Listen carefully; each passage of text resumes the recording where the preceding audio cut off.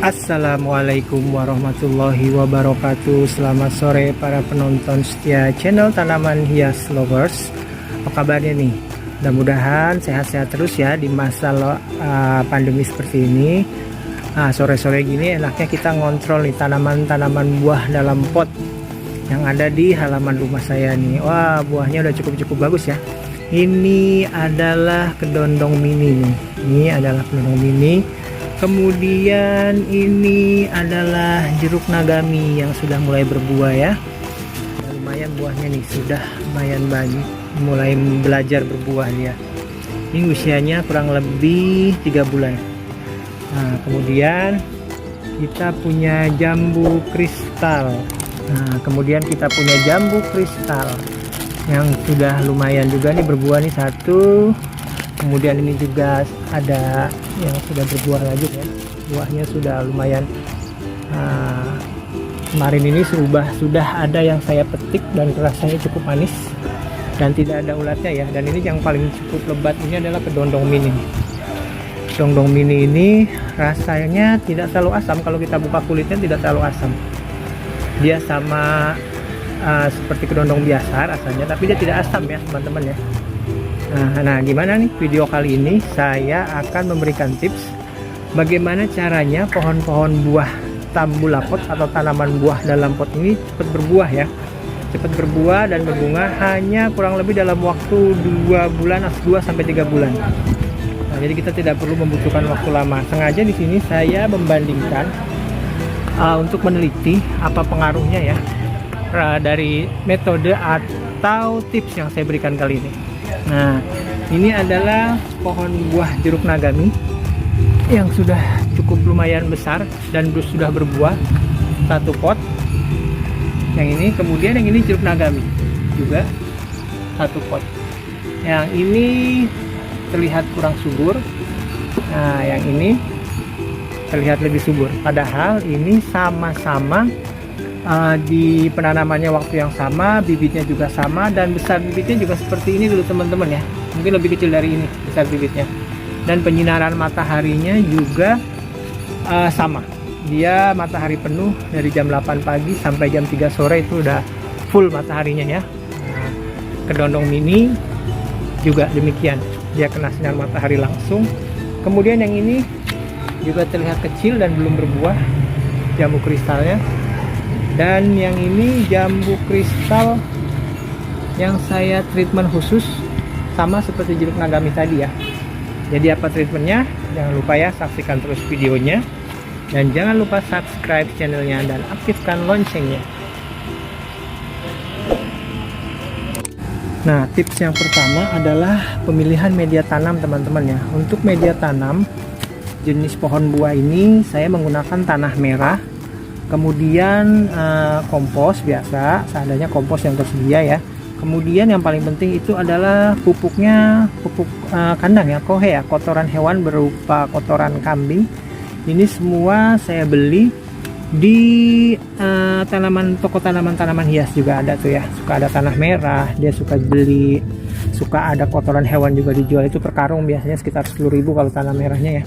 Lumayan besar, satu pot ini paling hanya membutuhkan 2 karung kecil tanah merah, kemudian satu karung kotoran hewan ya, sekitar 10 kiloan kalau nggak salah kotoran hewan ini, kotoran kambing ya, 10.000, cukup murah. Ini pun sama. Nah, treatmentnya sama, ada sedikit kompos di atasnya tertambah, kemudian ada tanah merah dan kotoran hewan ya, pupuk kandang berupa kotoran hewan. Nah, setelah dikombinasi seperti ini baru kita tanam. Nah, perbedaannya adalah kenapa ini sama-sama dengan media tanam yang sama, pembibitan waktu yang sama, kemudian matahari yang sama, kenapa yang ini bisa lebih subur dan ini tidak lebih subur. Nah, ada satu media yang saya tambahkan di sini, atau ada satu zat yang saya tambahkan.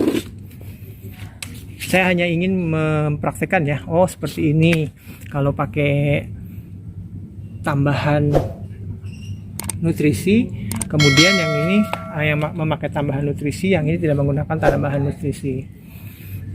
Sama seperti jambu kristal yang ini, sama-sama ditanam dengan penyinaran matahari yang cukup, bibitnya pun sama besar kurang lebih, tapi yang ini terlihat kurang subur ya, kurang subur. Kalau yang ini terlihat subur dan buahnya sudah lumayan banyak.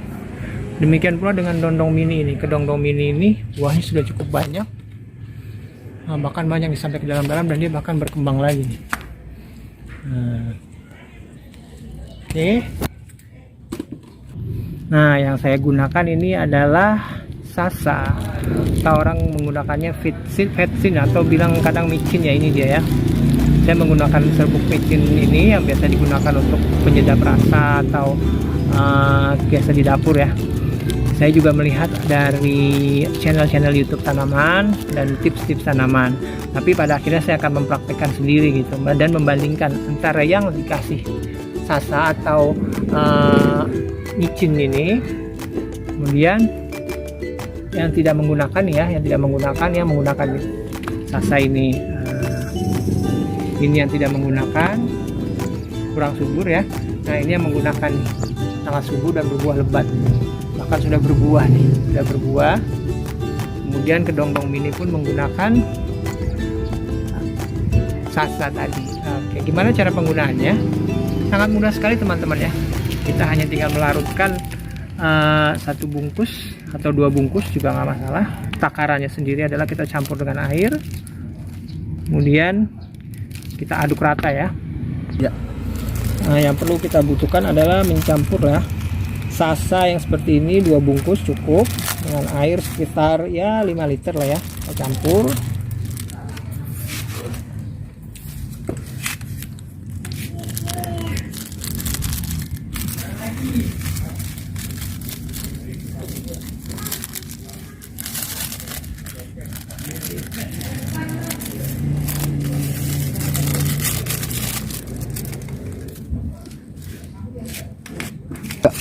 Nah, kemudian kita aduk sampai dia larut semua.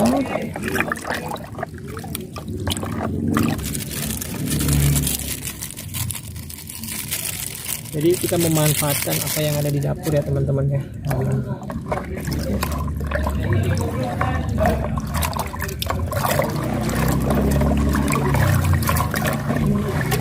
Ternyata ini sangat bagus teman-teman. Prakteknya seperti ini. Pohon jeruk nagami saya ini sudah mulai berbuah hanya dalam waktu 2 bulan, yang menggunakan larutan air sasa. Ini yang tidak menggunakan larutan air sasa, dia masih kecil dan tidak berbuah ya, padahal sama-sama bibitnya ya, bibit steknya sama-sama seperti itu. Yang ini pun sama, steknya masih membesar dia. Steknya kita siramkan ke pohon yang belum mendapatkan larutan sasa. Ini siram rata.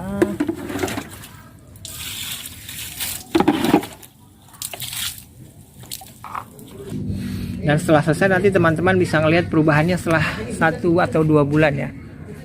Pasti akan cepat berdaun. Tapi jangan lupa nih teman-teman ya, kalau tanaman buah ini dia membutuhkan sinar matahari yang cukup. Nggak bisa dia kalau tanpa matahari, kurang matahari dia bisa sih berbunga, cuman nggak lebat ya, buahnya pun nggak lebat. Nah, kalau kedondong ini sangat lebat sekali, dia rajin sekali berbuah. Bahkan sudah berbunga, ini sering sekali dipetikin sama tetangga nih ya, karena memang enak sekali nih buat ngerujak atau buat kita hanya makan pakai garam aja udah enak nih. Ini nggak terlalu asem.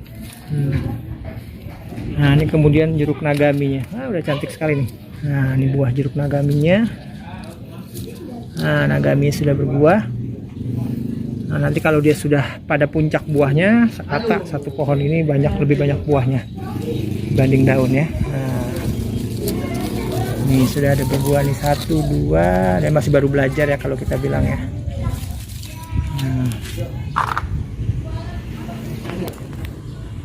Kemudian jambu kristal, sangat cantik teman-teman ya. Nah, ini sebenarnya nanti akan saya pangkas biar dia tidak terlalu tinggi, tapi saya menunggu batangnya lebih kuat lagi. Nah,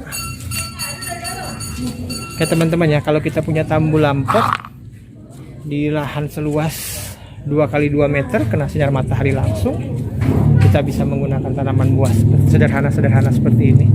Banyak dijual bibit online-nya.